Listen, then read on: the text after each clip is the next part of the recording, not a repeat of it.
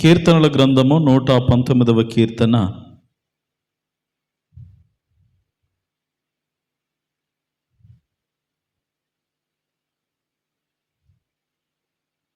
అరవై 67వ చరణాన్ని చదువుకుందాం.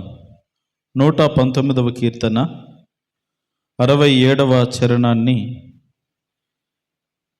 ఈ సమయంలో ధ్యానం చేద్దాం. అందరూ తీయండి. 119వ కీర్తన 67వ చరణం. రైట్.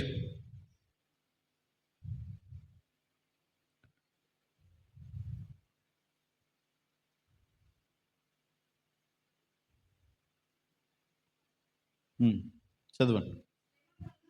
శ్రమ కలగక మునుపు నేను త్రోవ విడిచితిని, ఇప్పుడు నీ వాక్యమును అనుసరించి నడుచుకొనుచున్నాను. ఈ మాట మనం చాలా జాగ్రత్తగా ఆలోచన చేయాలి. దేవుని వాక్యము చాలా అద్భుతమైనటువంటిది. భక్తుడు ఈ కీర్తన అంతా కూడా, ఈ పాట అంతటిని కూడా ఒక ఆల్ఫాబెటికల్ ఆర్డర్లో రాయడం మనం గమనిస్తాం. ఒక అద్భుతమైన పదగమనము ఈ కీర్తనలో వ్రాయబడినది. ఈ 119వ కీర్తన మనల్ని చదివేటప్పుడు 1వ అధ్యాయం నుండి బలి మొదలు పెడతారు, కానీ 119వ అధ్యాయానికి వచ్చేసరికి చెమటలు పడతాయి. ఎందుకంటే ఎన్ని వచనాలు ఉన్నాయి దీంట్లో?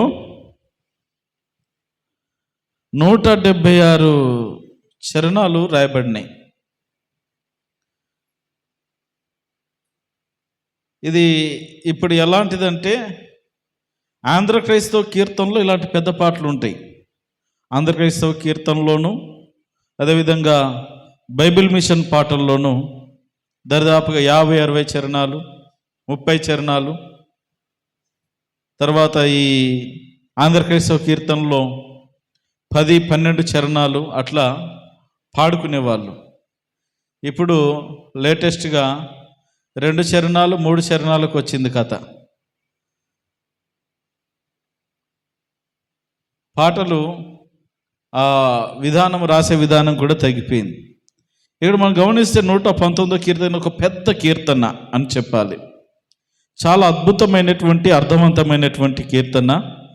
వాక్యము గురించి, వాక్యము యొక్క గొప్పతనము, దేవుని ధర్మశాస్త్రము యొక్క ఆధిక్యతను, ప్రత్యేకతను వివరించేటటువంటి ఒక అత్యద్భుతమైనటువంటి కీర్తన.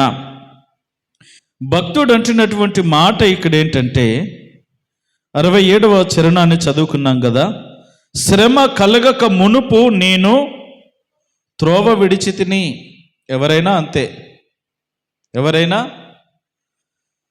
కష్టం రానప్పుడు ఎవరైనా త్రోవలో ఉండరు, త్రోవ తప్పే తిరుగుతారు. ఉదాహరణకు చూడండి, ఇప్పుడు అందరూ సాయంకాలం పూట, పొద్దున పూట ఏం చేస్తారంటే అలా రోడ్డు వెంబడి అక్కడక్కడ ఊరికే తిరుగుతూ ఉంటారు కదా. గట్టి ఒకటేసారి ఎవరికి అసలు అనుమానం రాకుండా, మేఘం గమ్మకుండా గబాలన వర్షం పడింది అనుకోండి, ఏం చేస్తారు? పరుగు ఇంటికి, ఎవరింటికి వాళ్ళు. మనిషి జీవితంలో కూడా కొన్నిసార్లు ఎలా ఉంటుందంటే, ఏ కష్టం రానప్పుడు, ఏ నష్టం రానప్పుడు, లైఫ్ అంతా హ్యాపీగా ఉన్నప్పటికీ నాకు ఏ బాధ లేదు, ఏ కష్టం లేదు, ఏ నష్టం లేదు, అబ్బా నేను ఎంత బాగున్నానో అని అనిపించినప్పుడు, ఈ శ్రమలు రానప్పుడు మనిషి తప్పిపోయే ప్రమాదం ఉంటుంది. ఖచ్చితంగా ప్రమాదము కాదు, తప్పిపోయి తీరుతారు. ఇష్టానుసారమైన బ్రతుకులుంటాయి. ఒక విచక్షణ జ్ఞానము లేని బ్రతుకులు బ్రతుకుతూ ఉంటారు. చూడండి, ఈ బాధలు, కష్టాలు రానప్పుడు అందరూ కూడా త్రోవ తప్పి తిరుగుతారు. అదే కష్టం వచ్చింది అనుకోండి, ఏం చేస్తారు? మళ్ళా గూట్లోనికి రావాలా. సడన్గా బయటకు వెళ్ళినప్పుడు వర్షం పడితే ఏం చేయాలా? పరిగెత్తుకుంటూ, తడిసినా పర్లేదు, ఎంతసేపు అంట తడుస్తాం. కొంతమంది ఏం చేస్తాం, పక్కన ఎక్కడో గూడు దొరికితే, ఇక్కడ నీడ దొరికితే అక్కడ చెట్ల కిందకో రేకుల చెట్టు కిందకో వెళ్ళి నిలబడతారు. ఎంతసేపు అని నిలబడతారు? అది ఎంతటికి తగ్గదు. నువ్వు అనుకుంటావు 5 నిమిషాలు అయితే వర్షం పోతుందిలే, మేఘం చినుకులు పోతాయిలే, నిదానంగా చూడొచ్చులే అనుకుంటా. గంట సేపు అయినా అది పోదు. అప్పుడేం ఆలోచన వస్తుందంటే, ఎట్టయినా సగం తడిచినాం, ఇక్కడ చలికి చేస్తున్నాం, ఇంటికి వెళ్తే శుభ్రంగా బట్టలు నింపేసి నూతన వస్త్రాలు వేసుకొని కాసేపు రెస్ట్ తీసుకోవచ్చు. ఇక్కడ ఉన్నామంటే 2 గంటలైనా వదిలేటట్లేదు. దండం పెట్టేసి వర్షంలో తడుచుకుంటా పరుగు. ఎట్లా తిరిగి రారింటికి? శ్రమ అనేటటువంటిది మన జీవితాలను నూతనత్వంలోనికి నడిపిస్తుంది. శ్రమ అనేటటువంటిది మన జీవితాలను సరైన దారిలో నడిపిస్తుంది. శ్రమ లేకపోతే, కష్టం లేకపోతే, నష్టం లేకపోతే, అపాయము లేకపోతే మనిషి జీవితం ఏమైపోతుందంటే పక్కకు తొలగిపోతుంది. క్రమంగా ఉండరు. కొన్నిసార్లు ఈ శ్రమలు మనకు దారిని చూపిస్తాయి. అయితే ఈ భక్తుడు అంటూ ఉన్నాడు, శ్రమ కలగక మునుపు నేను త్రోవ విడిచి తిని. నాకు శ్రమ ఏంటో తెలియనప్పుడు, కష్టం తెలియనప్పుడు, బాధ తెలియనప్పుడు నేను త్రోవ విడిచి తిరిగానయ్యా. నా ఇష్టానుసారంగా నేను బ్రతికాను. ఇప్పుడు శ్రమ వచ్చింది కనుక ఏం చేశాడంట? చదవండి కింద. ఇప్పుడు, ఆ మాట స్పష్టంగా చదవాలి మనం. ఇప్పుడు నీ వాక్యమును అనుసరించి నడుచుకొనుచున్నాను. హల్లెలూయా. శ్రమ రాకముందేమో త్రోవ తప్పి ఇష్టానుసారంగా బ్రతికాను. ఇక నన్ను అడిగేటోడు లేడు, నేనెవడికి చెప్పేది లేదు, నా దారి రహదారి అంటూ తిరిగాను. ఇప్పుడు కష్టం రాగానే, ఆ త్రోవలో నష్టం ఎదురుపడగానే, ఆ త్రోవలో పక్కకు తొలగిన త్రోవలో ఎదురు దెబ్బలు తలగగానే ఏమైపోయింది? దేవుని వాక్యం దగ్గరికి, ఇప్పుడు వాక్యం దగ్గరికి పరిగెత్తుకుంటూ వచ్చి నీ వాక్యమును అనుసరించి నడుచుకుంటున్నానయ్యా. దీని భావం ఏంటంటే, నీ వాక్యం నా దగ్గర ఉంటే నాకు ఏ భయము, ఏ చింత లేదు. నీ వాక్యాన్ని విడిచిపెట్టి నేను ఇష్టానుసారంగా నాకిష్టం వచ్చిన త్రోవలో నేను వెళ్ళానంటే ఖచ్చితంగా నాకు శ్రమలు సంభవిస్తాయి. ఈ రోజున ఈ విషయాన్ని ప్రతి వ్యక్తి, ముఖ్యంగా ప్రతి విశ్వాసి గుర్తించి తీరాలి. భక్తుని అనుభవములో నుండి వ్రాస్తున్నటువంటి మాట ఇది. మనము కూడా అంతే. చాలా సందర్భాల్లో శ్రమ రాకముందు, కష్టము రాకముందు మన ఇష్టానుసారంగా బ్రతుకుతాం. కష్టం వచ్చినప్పుడు దేవుని సన్నిధికి వస్తాం. అయినా దేవుడు అప్పుడు రాలేదు కదా, ఇప్పుడు ఎందుకు వచ్చావు, వెళ్ళు, నీతో నాకేం పని అంటాడా? అనలేడు. అదే ఆయన గొప్పతనం, ఆయన మంచితనం, ఆయన ప్రేమ, ఔన్నత్యమైన ఉన్నతమైన కృప మన ఏళ్లలో చూపిస్తున్నాడు. ఆయన కృప మనిషి పట్ల ఎట్లున్నదంటే, భూమి కంటే ఆకాశం ఎంత ఉన్నతముగా ఉన్నదో తన యందు భయభక్తులు గలవారి ఎడల ఆయన కృప అంత అధికముగా ఉన్నదని 103వ కీర్తనలో వ్రాయడం మనం గమనిస్తాం. దేవుని కృప మనిషి పట్ల అమోఘమైనటువంటిది, గొప్పది. సరే, తెలియక తప్పు చేసి ఇష్టానుసారంగా బ్రతికారు. ఇప్పుడు తిరిగి వాక్యాన్ని అనుసరించి నడుచుకుంటున్నప్పుడు ఎలా ఉందంటే తన జీవితం, ఇప్పుడు నీ వాక్యమును అనుసరించి నడుచుకొనుచున్నాను, నీవు దయాళుడవై మేలు చేయుచున్నావు, నీ కట్టడలు నాకు. శ్రమ దగ్గర నుండి ఎక్కడికి వచ్చాడు? మేలు పొందుకునే స్థితికి వచ్చాడు. దేవుని వాక్యము ఎవరిలో ఉంటుందో వారిలో నుండి కొన్ని అపాయాలు, ఇబ్బందులు, శోధనలు, శ్రమలు అవి కొట్టుకొని పోతాయి. ఈ వాక్యము వాటిని మనిషి దగ్గరికి రానివ్వదు. మేలుల చేత నింపి నడిపిస్తుంది వాక్యము. ఈరోజున చాలామంది వాక్యము దగ్గర రావట్లే. అసలు వాక్యం అంటే ఏంటి? యోహాను సువార్త 1వ అధ్యాయం 1వ వచనం చదవండి. 1వ అధ్యాయం 1వ వచనం. యోహాను సువార్త 1వ అధ్యాయం 1వ వచనం.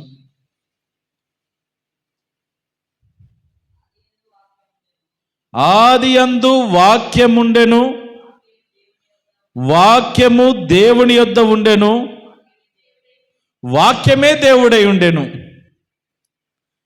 ఇప్పుడు వాక్యం అంటే ఎవరు? దేవుడు. వాక్యం అంటే ఎవరు? దేవుడు. ఇంకా క్రింది వచనాల్లో చూస్తే ఆ వాక్యము కృపా సత్య సంపూర్ణుడిగా ఈ లోకానికి వచ్చి మన మధ్యలో నివసించడం జరిగింది. ఆయనే ప్రభువైన యేసు క్రీస్తు. హల్లెలూయా! ఎంత గొప్ప లాజిక్ చూడండి ఇక్కడ.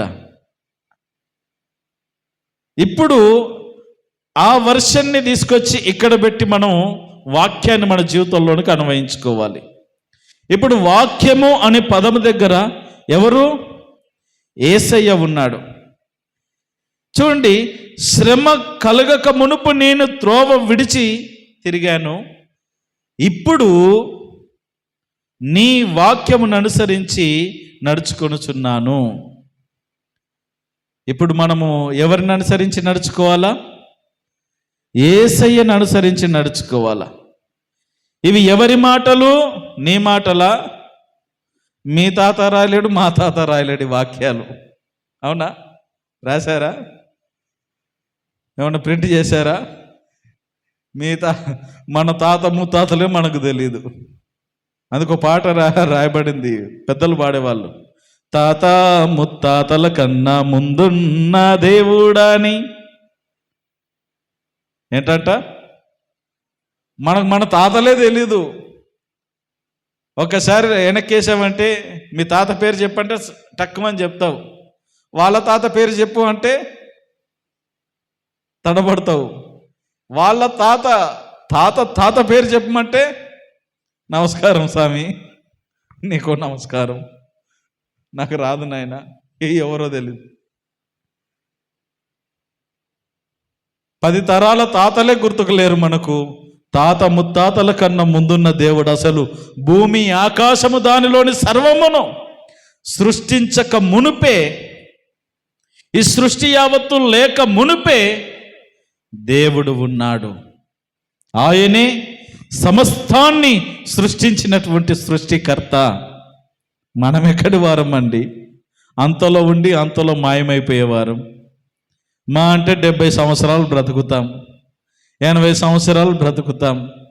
ఆయుష్కాలం ఉంటే, మనం నీతిగా బ్రతికితే, దేవుడంటే భయము భక్తి ఉంటే, పెద్దలంటే గౌరవం ఉంటే, తల్లిదండ్రులు అంటే సాటి వ్యక్తులంటే కాస్త అభిమానము ప్రేమ కలిగి బ్రతికితే, పిల్లల్ని భార్య బిడ్డల్ని చక్కగా పరిపాలన చేస్తే, అప్పుడు ఆ 10-20 సంవత్సరాలు ఎక్కువ కాలం బతుకుతాం. లేకపోతే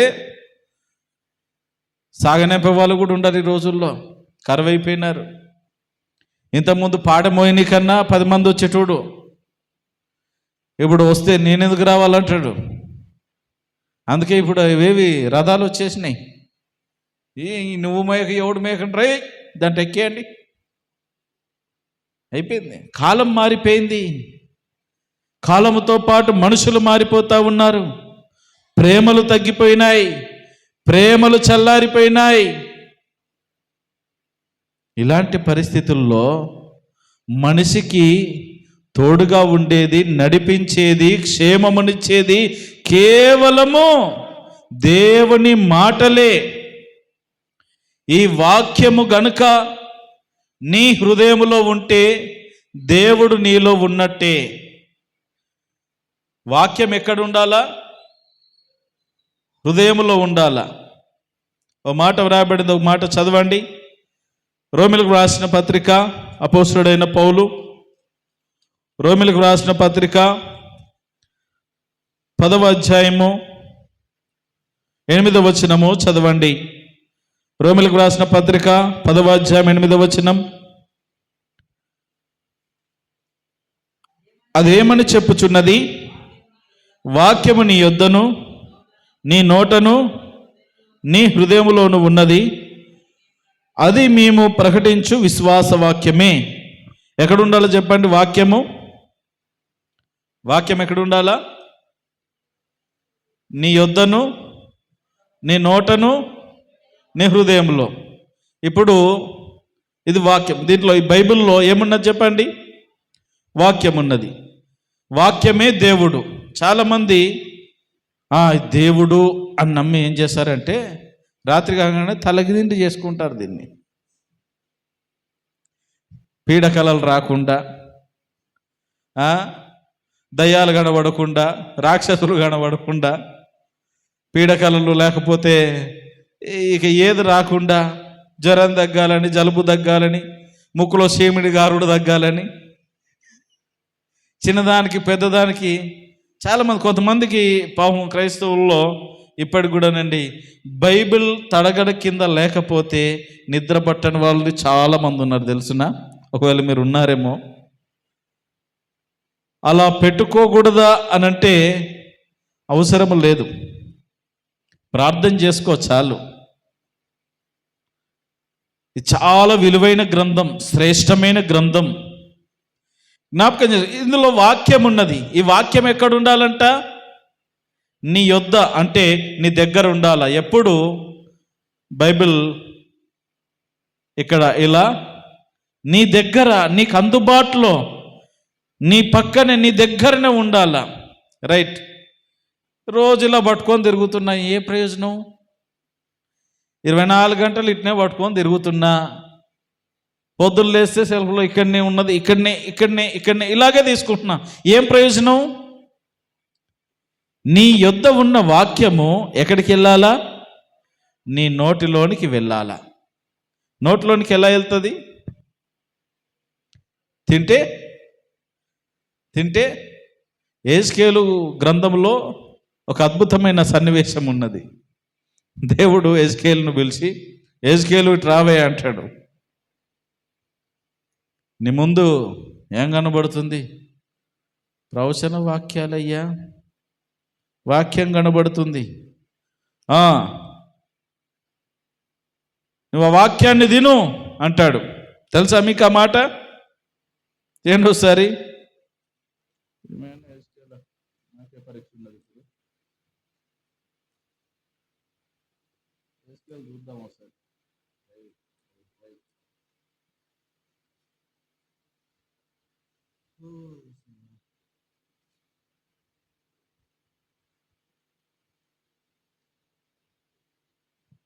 మూడవ అధ్యాయం, యెహెజ్కేలు గ్రంథం 3వ అధ్యాయం మొదటి నుండి చదవండి. యెహెజ్కేలు గ్రంథం 3వ అధ్యాయం మొదటి నుండి. మరియు ఆయన నాతో ఇలాగు సెలవిచ్చెను, నరపుత్రుడా, నీకు కనబడిన దానిని భక్షించుము. ఈ గ్రంథమును భక్షించి ఇశ్రాయేలీయుల యొద్దకు పోయి వారికి ప్రకటన చేయుము. నేను నోరు తెరవగా ఆయన ఆ గ్రంథమును నాకు తినిపించి. ఏ గ్రంథము? మీరు కూడా నోళ్ళు తెరవండి, మీకు తినిపిస్తానేది.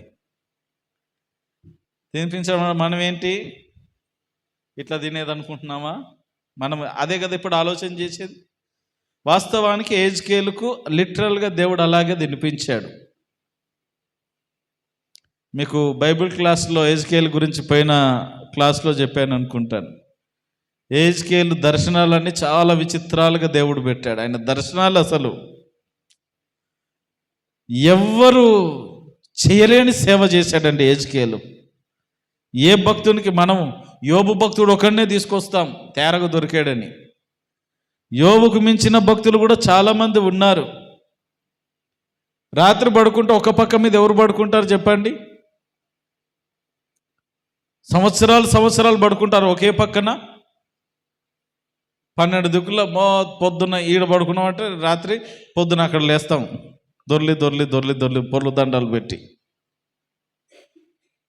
ఇశ్రాయేలీలు యూదా ప్రజలు చేసిన పాపముకై కొన్ని రోజులు ఇటుపక్క, కొన్ని సంవత్సరాలు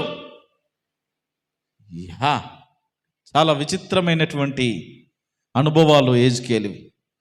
నరపుత్రుడా, నువ్వు ఇశ్రాయేలులకు ప్రకటన చేయాలా. ఏం చేయాలా ప్రభువా? ఇదిగో నీకు నువ్వు చెప్పాల్సినవన్నీ బైబిల్లో ఇదిగో ఈ గ్రంథంలో ఉన్నాయి, గ్రంథం తిను, గ్రంథం తినాలా.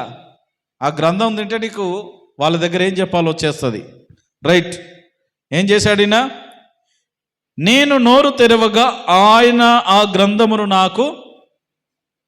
మనం చేయాల్సిన పని ఏంటో తెలుసా? దేవుని సన్నిధికి వచ్చాక, ఆదివారం వచ్చినాక ఏం చేయాలా? నోర్లు తెరిచి కూర్చోవాలా. ఏంది అని? అదేం సార్, నోర్లు తెరిస్తే ఎట్లా పోతుంది వాక్యం అంటారా? వాక్యం ఏం చెప్తా ఉన్నది? వాక్యము నీ యొద్ద, ఇక్కడ ఉన్న వాక్యము నీ యొద్ద ఉన్న వాక్యము నీ నోటిలోనికి వెళ్ళాలి. అంటే నీ లోపలికి ప్రవేశించాలి. అంటే నీ నోటితో పలకాలి, నువ్వు వాక్యాన్ని నోటితో చదవాలి. ఎంతమంది చదువుతున్నారో యవనస్తులారా? పనికి మాలిన స్టేటస్లు చదువుతారు. Hi, how are you, who are you, పనికి మాలిన సోదంతా చెత్తంతా చదువుతారు. నువ్వు లేకపోతే నేను లేను. హాయ్ డియర్, పనికి మాలిన డియర్లు, పనికి మాలిన చాదస్తపు వాక్కులు, ఈ పిచ్చి పిచ్చి స్టేటస్లు, అర్థం పర్థం లేనటువంటి ఈ నవలలు, కవలలు, కవిత్వాలు, గోసిలు అన్ని చదివి ఎప్పుడైనా వాక్యం చదివావా? నీ జీవితానికి ఉపయోగపడేటటువంటి వాక్యం నీ నోటి గుండా నీ హృదయంలోనికి వెళ్తుందా? వాక్యం ఇక్కడ ఉంటే సరిపోదు. ఇక్కడ ఉంటే ఇక్కడ నుండి నీ నోటిలోనికి వెళ్ళాలి. చదవగలిగిన వారందరూ నోటితో వాక్యం చదవాలి, కన్నులతో చూడాలి, నోటితో చదవాలి, చెవులతో వినాలి. అంటే దాని అర్థం ఏంటంటే నీ దగ్గర ఉన్న వాక్యము నీ లోపలికి ప్రవేశించాలి. ఎలా ప్రవేశిస్తుంది? ఒట్టిగిలా ఆదివారం వచ్చి బైబిల్ చూసా వాక్యం అయిపోయిందా, మూసేస్తే ప్రవేశిస్తుంది అంటారా? నీకు నీవు ఒక అనుభవంలోనికి రావాలా. ఇక్కడ మాట్లాడేది దేవుడు సంఘమంతటితో మాట్లాడతాడు. సంఘములో నీవు ఒక పాలిభాగస్తురాలు గనుక ఆ రోజు నీతో కూడా మాట్లాడతాడు. ఇంకా నీతో ప్రత్యేకంగా దేవుడు మాట్లాడాలనుకుంటాడు ప్రతిరోజు. అప్పుడు నువ్వేం చేయాలంటే ఒక అధ్యాయము నువ్వు చదివినప్పుడు దేవుడు నీతో సూటిగా స్పష్టంగా మాట్లాడతాడు. నువ్వు ఏం చేయాలో చెప్తాడు, ఏం చేయకూడదో చెప్తాడు, ఎలా బ్రతకాలో చెప్తాడు, ఎలా బ్రతకూడదో చెప్తాడు, ఎలా మాట్లాడాలో చెప్తాడు, ఎలా మాట్లాడకూడదో చెప్తాడు. అన్నీ ఇందులో దాగి ఉన్నాయి రహస్యాలు. అందుకని నీ దగ్గర ఉన్న వాక్యము నీ నోటి గుండా చదువుట ద్వారా, నోటితో పలుకుతూ, నాలుకతో ఉచ్చరిస్తూ, చదువుతూ చూచుట ద్వారా, చదువు లేనివారు వినుట ద్వారా, నీ నోటి ద్వారా, నీ చెవుల ద్వారా ఎక్కడికి వెళ్ళాలా? హృదయములోనికి వెళ్ళాలంటే నువ్వు నోర్లు తెరవాలా, నీ చెవులు తెరవాలా. ఏం చేయాలా? అందుకే యేసు ప్రభుల వారు అనేక మార్లు ఉపమానాలు, మంచి మంచి దైవ సంబంధమైన దేవుని రాజ్యం గురించి ప్రబోధనలు ఎన్నో చేసి అంటాడు కదా లాస్ట్కు, చెవిగలవాడు వినుగాక. ఏమంటాడు? చెవిగలవాడు వినుగాక. దాని అర్థం ఏంటంటే చెవులు ఉన్నోడికి అర్థమవుతుంది, ఇన్నోడికి అర్థమవుతుంది. చెవులు గలవాడు వినుగాక అంటే ఎవరికి అర్థమైందో ఇక వాళ్ళకి అర్థమైపోయింది. అంటే ఎవరైతే ఇంట్రెస్ట్ చూపిస్తున్నారో, ఎవరైతే ఆ వాక్యం పట్ల, ఆయన చెప్పే మాటల పట్ల ధ్యాస పెడుతున్నారో వాళ్ళకు అర్థమవుతుంది వాక్యం. అందుకే ఇప్పుడు మన పాట పాడ, నా మాట పాట ధ్యాస నీవే. పాటలు మాత్రం బలవాడతాం కానీ ధ్యాస ఉండదు, మాట ఉండదు, పాట ఉండదు. జ్ఞాపకం చేసుకోండి, వాక్యము ఎక్కడుండాలా? నీ దగ్గరున్న వాక్యము నీ నోటి గుండా, నీ చెవుల గుండా ఎక్కడికి పోవాలది?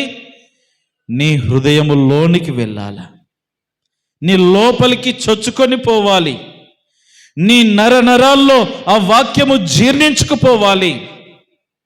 అప్పుడు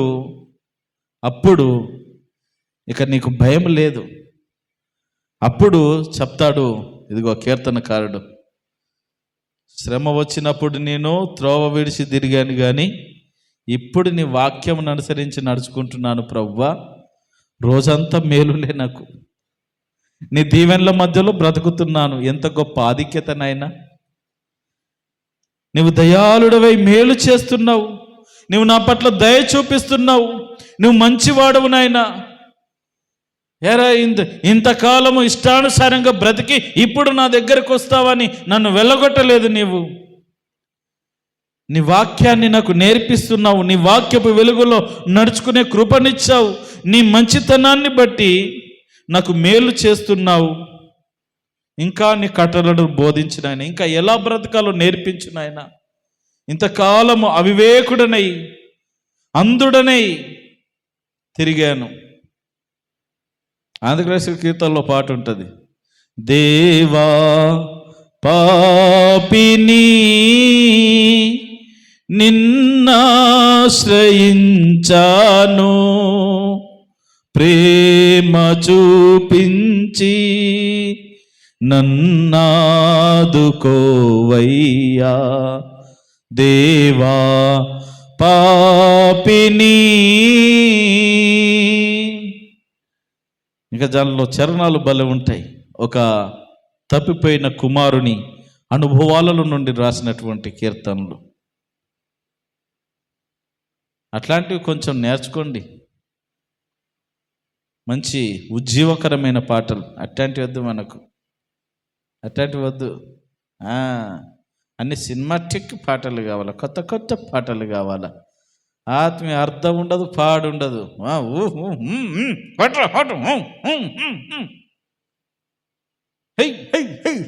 వాడు పట్ట పట్ట పట్ట పట్ట పట్ట లైన్ పోతుంది. మరీ ఉద్యోగంగా పోతే ఏమైపోతాయంటే లైన్ పోతుంది. లయబద్ధంగా ఉన్నంతసేపు దానికి అందం, అర్థం, పరమార్థం ఉంటుంది. లయ తప్పి శృతి మించి అపశృతిలోనికి వెళ్ళాడంటే ఏం లేదు. ఇక మనాళ్ళకు పరిశుద్ధాత్మకు దురాత్మకు తేడా తెలియదు.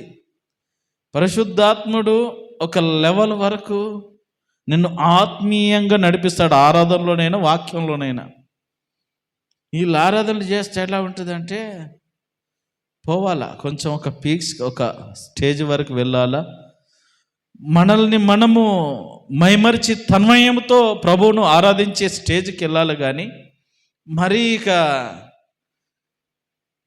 సాతాను కూడా ఏం చేస్తాడు, ఏయ్ గట్టి ఒకటి వాడు దుంకి పిసినావు, వీడు దుంకి దుంకి దుంకి దుంకి దుంకి ఆరాధన పోతుందిగా.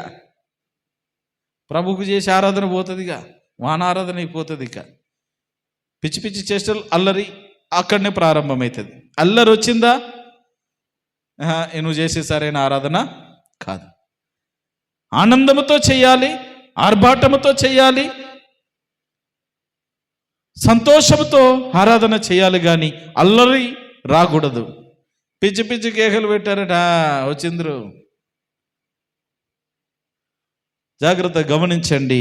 సరే, విషయానికి వస్తే ఇక్కడ మనం గమనించినట్లయితే ఈ కీర్తనకారుడు శ్రమ వచ్చిందని, శ్రమలు రాకముందు అసలు నా జీవితంలో కష్టాలు లేనప్పుడు ఇష్టానుసారంగా బ్రతికానయ్యా, ఎన్ని త్రోవలు దొక్కానో నాకు తెలియదు. కానీ ఇదిగో నా కష్టం వచ్చినప్పుడు నీవే నా దేవుడవని నేను నమ్మి నీ మీద ఆధారపడి నీ దిక్కునకు చూచి నీ వైపునకు నేను వచ్చాను, నీ మందిరపు గడప దొక్కాను, నీ సన్నిధిలోనికి వచ్చాను. నీ వాక్యాన్ని నాకు నేర్పించి ప్రభువా, నీ వాక్యము ద్వారా ఇప్పుడు నేను చక్కగా నడుచుకుంటున్నాను.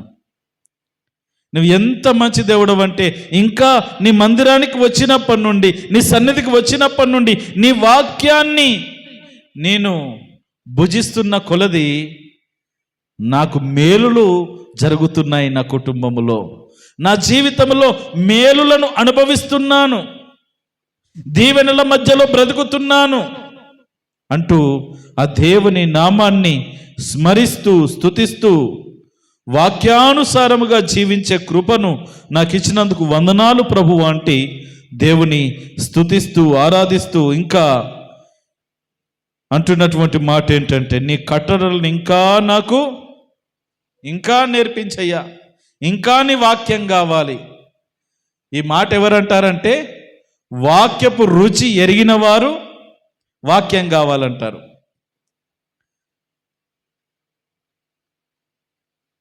కొంతమంది అంటారు, కొంతమందికి రుచులు చాలా ఇష్టం అన్నమాట. కొంతమంది కొన్ని హోటల్లో భలే భోజనం చేస్తుంటారు, ఇంకో హోటల్కి వెళ్ళారు.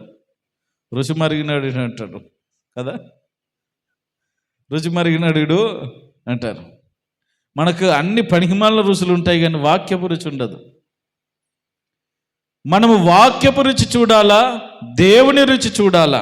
అందుకో భక్తుడు కీర్తన రాశాడు తెలుసా, రుచి చూచి ఎరిగితిని యెహోవా ఉత్తముడనియు,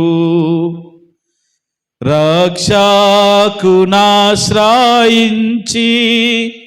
నే ధన్యుడనైతిని. రుచి చూచి ఎరిగితిని. దేవుడు ఉత్తముడు, ఆయన మంచివాడు, గొప్పవాడు, పరిశుద్ధుడు అని భక్తుడు రుచి చూచి తెలుసుకున్నాడంట. ఈ రోజున వాక్యపు రుచి నీ జీవితంలో ఉన్నదా? మనకు అన్ని రుచులు బాగుంటాయి కానీ వాక్యం అంటే చేదు,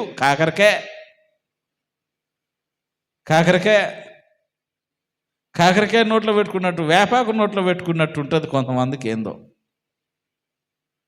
అన్ని భలే చదువుతారు, పిచ్చి పిచ్చి స్టేటస్లు, అర్థం పనుల న్యూస్ పేపర్లు కూడా చదువుతారు.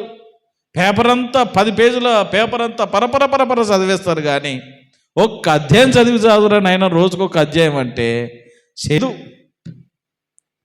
వీళ్ళందరూ మారయ్యలు, మారమ్మలు. వీజ్ మారాలనే బ్రతుకుతారు వాళ్ళు.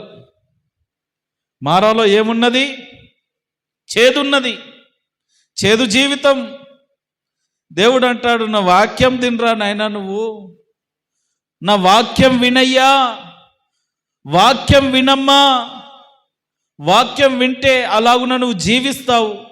నువ్వు అలాగున జీవిస్తే నీ జీవితాన్ని నేను చక్కగా దీవించి నిన్ను దీవెనల మధ్యలో, మేలుల మధ్యలో నిన్ను నడిపిస్తాను. నాకొద్దయ్య వాక్యం, చేదే బాగుంది. కాకరకాయ మనం అనుకుంటాం, వాక్యం కాకరకాయ అనుకుంటాం. వాక్యం కాదు, లోకమే కాకరకాయ జీవితం. ఇంకేమున్నాయి ఇక చేదు, ఇక మీకు తెలుసులే. కాబట్టి ఈ రోజున మనం చేయాల్సిన పని ఏంటంటే, వాక్యం ద్వారా. ఒకవేళ నీవు కూడా తప్పిపోయిన స్థితిలో ఉన్నావేమో. మనందరూ తెలుసు కదా, 15వ అధ్యాయము లూకాసు వార్తలో తప్పిపోయిన కుమారుని స్టోరీ. తండ్రి, నా ఆస్తి నాకు ఇచ్చేసాయి, నా ఇష్టం వచ్చినట్టు బ్రతుక, నువ్వు చెప్తే నేనేది ఏంది? నైనా వద్దురనైనా, నేను చెప్పినట్టు విను. లేదు, నా ఆస్తి నాకు ఇస్తావా లేదా? సరే, ఎన్నటికైనా ఇచ్చేది. సత్యలోపు ఎన్నటికైనా నీ వంతు నీకు ఇవ్వాల్సిందే. 2 అన్నదమ్ములు, పెద్దోడికి ఇచ్చేశాడు, చిన్నోడికి ఇచ్చేశాడు. చిన్న కుమారుడు ఏం చేశాడు తెలుసా? పెద్దోడేమో ఆస్తిని అలాగే పెట్టుకొని నాన్న చెప్పినట్టుగా తండ్రి అడుగుజాడల్లో, తండ్రి బాటలో నడుచుకుంటూ ఇంటి బట్టునే పడి తన పనేదో తను చేసుకుంటున్నాడు ప్రయోజకుడుగా. చిన్న కుమారుడు ఏం చేశాడు? ఉన్న ఆస్తినంతా ఒక్కసారిగా లక్షలు లక్షలు పెట్టెలో పెట్టేసరికి ఆగలేకపోయాడు బిడ్డ. చలో ఫ్లైట్ టికెట్లు వేసుకుని, మరి ఆ కాలంలో ఏ టికెట్లు ఉన్నాయో, ఎంత దూరం వెళ్ళాడో, విదేశాలకు వెళ్ళి విలాసమైన బ్రతికి ఇష్టానుసారంగా. ఎంతకాలం ఉంటుంది డబ్బు? కలకాలం ఉంటుందా? ఎంజాయ్ చేశాడు. ఎంజాయ్, ఎన్ని రకాలైన ఎంజాయ్లు చూడాలనుకున్నాడు, చేయాలనుకున్నాడు, అన్నీ చేసి పెట్ట నిండా పట్టుకెళ్ళిన డబ్బంతా కాజేసి చివరికి ఎక్కడి నుండి డబ్బులు రాక అప్పుల పాలైపోయి తిప్పలు పడి చివరికి పని చేసుకునే స్థితి కూడా లేదు, అంత దుస్థితిలోనికి వెళ్ళిపోయాడు. ఏ హోటల్లో భోజనం చేశాడో సమృద్ధిగా, ఆ హోటల్లో కనీసం క్లీనింగ్ పోస్ట్ కూడా దొరకలే మనోడికి.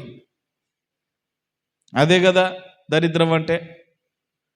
ఏ హోటల్లో విలాసంగా రాజభవనంలో చేరి రాజభోజనం చేశాడో ఆ హోటల్లో కనీసం వెయిటర్గా కూడా వాడికి జాబు దొరకలే. ఎక్కడ దొరకక ఎవడు పనియలే. పందులను సాకుతున్నటువంటి మన దగ్గర గొర్రెలను ఎలా పెంచుతారో విదేశాల్లో కొన్ని చోట్ల పందులను పెంచుతారు. అవి కోసుకు తింటారులేండి. పందులను తింటారంటే తింటారు, అది కూడా ఆరోగ్యకరమైనటువంటి ఆహారమే. కొంతమంది తింటారు, తినరు. తిన వాళ్ళకు ఆరోగ్యమే, తినని వాళ్ళకు అనారోగ్యమే. మనము తినకపోతే తినకుండా గమ్మున ఉండాలంతే. అయ్యో ఇచ్చి అది తింటారా ఇది తింటారా అని అనుకోకూడదు. వాళ్ళ దేశాల్లో తింటారు మరి. సో ఆ పెంచుకునేటటువంటి ఆ పందులకు మంచి పౌష్టిక ఆహారాన్ని, ధాన్యపు పొట్టును వాటికి వేస్తారన్నమాట. చివరికి ఎలాంటి గతి వచ్చిందంటే, తిండి కొరకు అక్కడ పనిచేయడానికి కుదుర్చబడిన తను ఎలా మారిపోయాడంటే, కనీసం ఆ పందుల పొట్టు తినైనా కడుపు నింపుకుందాము అనే దుస్థితికి వెళ్ళిపోయాడు, ఆహారం దొరకక. ఏం తక్కువైంది తండ్రి ఇంటి దగ్గర? అక్కడ ఉన్నప్పుడు త్రోవలోనే ఉన్నాడు. ఇప్పుడు ఏం చేశాడు? త్రోవ తప్పి శ్రమల పాలై ఇష్టానుసారంగా బ్రతుకుతున్నాడు. అయితే ఆలోచన వచ్చింది, ఒకప్పుడు నా తండ్రి దగ్గర ఎంత విలాసవంతమైన జీవితం ఉండేది, ఎంత చక్కటి పౌష్టికమైన ఆహారం ఉండేది, ఎలా ఉండేవాడిని, ఎలా అయిపోయాను. చిచి, ఇక్కడ బ్రతకడం ఏంటి, ఇక్కడ వెట్టి చాకరీ చేయడం ఏంటి? అదేదో నా తండ్రి దగ్గరికే వెళ్తా. నా తండ్రి దగ్గరికి వెళ్ళి అడగడానికి నేను అర్హుణ్ణి కాదు, ఎందుకంటే నా తండ్రిని తల్లిని ఎదిరించి వచ్చిన వాడను. అయితే కనీసం వెళ్ళి ఆయన కాళ్ళ మీద పడి, తండ్రి నన్ను క్షమించు, నీ ఎదుట నేను తప్పు చేశాను, దేవుని ఎదుట తప్పు చేశాను, నీకు నువ్వు పరలోకానికి విరుద్ధమైన పాపం చేశాను, నన్ను క్షమించు, నేను విడిచి వెళ్ళిన తర్వాత చాలా కష్టాలు పడుతున్నానయ్యా, కనీసం నీ దగ్గర తిండైనా దొరుకుతుంది కదా, నేను నీ కొడుకును అనేటటువంటి ఆలోచనతో నేను రాలేదు, కానీ అర్హత ఎప్పుడో కోల్పోయాను, కనీసం నీ పని వాళ్ళలో ఒకనిగానైనా పెట్టుకో తండ్రి అని అడుగుదాము అని తనలో తను ఆలోచన చేసుకొని ఇంటి దగ్గరికి వచ్చాడు. ఇంటి దగ్గరికి వచ్చిన తర్వాత తండ్రి చూశాడు. అలా దూరం నుండి వస్తుంటేనే, వీడు నా చిన్న కుమారుడే కదా, ఏంటి ఇలా అయిపోయాడు అని దూరం నుండి చూస్తున్న ఈ తండ్రి పరిగెత్తుకుంటూ వెళ్ళి, వాస్తవానికి ఈయన అనుకున్నాడు ఏమని, నా తండ్రితో ఇలా చెప్పుదాము, ఒక పనివానిగా పెట్టుకో, నాకు ఇంత బుగ్గడి బువ్వ పెట్టు అని తండ్రితో చెప్తాను అని అనుకున్నాడు. కానీ తండ్రి వచ్చి పరిగెత్తుకుని వచ్చి తన మెడ మీద పడి కౌగిలించుకొని ముద్దు పెట్టుకొని, ఎన్ని రోజులకు తిరిగి వచ్చావు నాయన, ఎన్ని రోజులకు గుర్తుకొచ్చానా, రా లోపల. అప్పుడు చెప్తా ఉన్నాడు, తండ్రి నన్ను క్షమించు, నువ్వు చెప్పినా వినకుండా ఇష్టానుసారమైన బ్రతికి విచ్చలవిడిగా జీవించి ఈ రోజున గతి లేక ఎక్కడ అన్నము దొరకక ఈరోజు నేను నీ దగ్గరకు వచ్చాను. నీ కొడుకుగా ఉండే యోగ్యత నాకు లేదు, కానీ నీ పని వాళ్ళలో ఒకనిగా పెట్టుకో. చాచా, నువ్వు పన్నెడు ఏంట్రా? నువ్వు పన్నెడు ఏంటి? నువ్వు తప్పిపోయినా, నువ్వు చెడిపోయినా, నువ్వు నా కుమారునివే, నువ్వు నా కొడుకువే, రా అని తీసుకెళ్ళి అతన్ని శుభ్రం చేయించి, నూతన వస్త్రాలు పెట్టించి, ఉంగరము పెట్టించి, తను ఏ స్థితిని కోల్పోయాడో ఆ స్థితిని చిన్న కుమారునికి ప్రసాదించాడు తండ్రి. హల్లెలూయా. ఈ రోజున యేసయ్య కూడా నిన్ను అందుకే ఆహ్వానిస్తున్నాడు. ఒకవేళ శ్రమలు, కష్టాలు, ప్రతికూలమైన పరిస్థితులు వచ్చాయని త్రోవ తప్పి ఇష్టానుసారంగా తప్పిపోయిన కుమారుని వల్ల తప్పిపోయిన స్థితిలో ఉన్నావేమో, నువ్వు చేయవలసిన పని ఏంటంటే తిరిగి యేసయ్య దగ్గరికి రా. ఈ వాక్యపు వెలుగులోనికి రా. ఈ వాక్యము నీ పాదములకు దీపముగా ఉండి నిన్ను నడిపిస్తుంది. నీ త్రోవకు వెలుగుగా ఉంటుంది. నువ్వు ఎలా వెళ్ళాలో, ఏం చేయాలో, ఎలా బ్రతకాలో నీకు నేర్పిస్తుంది వాక్యం. యేసయ్య నేర్పిస్తాడు. యేసయ్య నీకు మంచి డైరెక్షన్ ఇస్తాడు. కాబట్టి యవన బిడ్డ, విశ్వాసులారా, సంఘస్థులారా, ఈ మాటలు వింటున్నటువంటి దేవుని ప్రజలారా, తప్పిపోయిన స్థితిలో త్రోవ తప్పి తిరుగుతున్న నీవు ఇకనైనా యేసయ్య చెంతకు రా. యేసు వైపు తిరుగు. యేసు ద్వారానే మోక్షం, యేసు ద్వారానే రక్షణ, యేసు ద్వారానే స్వస్థత, విడుదల, రక్షణ, మోక్ష భాగ్యం అనుగ్రహించబడుచున్నది గనుక ఇదిగో ఈ భక్తుడు తన అనుభవాన్ని పంచుకుంటున్నాడు. ఒకప్పుడు శ్రమల పాలుగా, శ్రమల నుండి నేను దేవునికి ఇష్టానుసారంగా బ్రతికాను. శ్రమలో నేను శ్రమ కలగక మునుపు త్రోవ విడిచి తిరిగాను. ఇప్పుడు నీ వాక్యమును అనుసరించి నడుచుకుంటున్నాను. ఇప్పుడు మేలుతో ఉన్నానయ్యా, నా జీవితం బాగుందయ్యా. ఈరోజు నా దేవుడు నిన్ను కూడా పిలుస్తున్నాడు. శ్రమలో లేనంత కాలం నీకు దేవత్వము కనబడదు, దేవుడు కనబడదు కదా. ఇప్పుడు ఎంతోమంది శ్రమల పాలై నలుగుచున్న స్థితిలో కష్టాలు, నష్టాలు, వేదల చేత విలుసులుతున్నటువంటి వారు ఉన్నారు. మీరు చేయవలసిందల్లా దేవుని దగ్గరికి రండి, దేవుని మాటలు వినండి, వాక్యాన్ని చదవండి, వాక్యానుసారముగా, దైవ చిత్తానుసారముగా నడుచుకోండి. మీ పనులు మీరు చేసుకోండి. దేవుడు మీకు ఆయుష్నిస్తాడు, ఆరోగ్యంనిస్తాడు, మేలు చేస్తాడు, మిమ్మల్ని తన మార్గంలో నడిపిస్తాడు, మీ కుటుంబాలను మెరుగుపరుస్తాడు. కాబట్టి ప్రేమణ దేవుని బిడ్డలారా, వాక్యము చేతనే జీవితం కట్టబడుతుంది. ఆ వాక్యము, నీ యొద్ద ఉన్న వాక్యము నీ నోటిలోనికి, నీ చెవుల గుండా, నీ హృదయములోనికి వెళ్ళి నీ హృదయములో నాటబడాలి. ఆ వాక్యము నిన్ను బ్రతికిస్తుంది. నీ పాదములకు వెలుగుగా, నీ త్రోవకు వెలుగుగా, నీ పాదములకు దీపముగా ఉండి నిన్ను నిత్యము నడిపిస్తుంది. అట్టి వాక్యము చేత దేవుడు మిమ్మును, మీ కుటుంబాలను, మీ హృదయాలను సమృద్ధిగా నింపి నడిపించును గాక. ఆమేన్.